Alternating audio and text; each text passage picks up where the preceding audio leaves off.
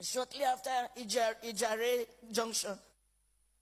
The driver felt the wagon's tires rupture and decided to park the car with the hope of changing the tires.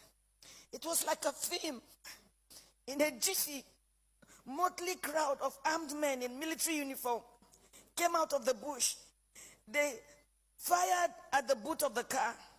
Ahead of us, 5 of them came out of the bush. Another 2 came from the rear. My daughter screamed, "Mommy, Daddy, what's going on?"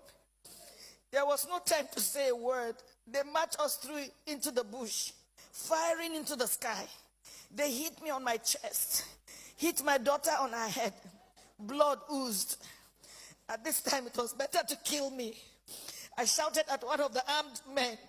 His response was hell. He went straight for my private part, tore my dress with his gun. The others ripped my dresses. I was left with my undies. My husband and my daughter started crying. 2 of them dug their teeth into my breasts.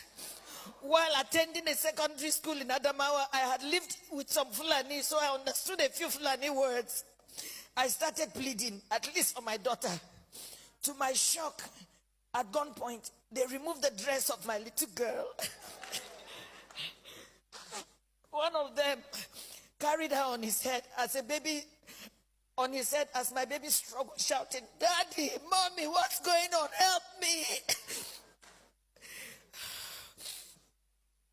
I could not help myself. We marched for 9 hours. I was half naked. My daughter was totally naked. Her tears was like a stream of blood on her cheeks. Our phones had been seized. We ended up in an ungoverned region in the thick of the forest. We met a well-organized group. There were some kidnapped victims. I saw 2 women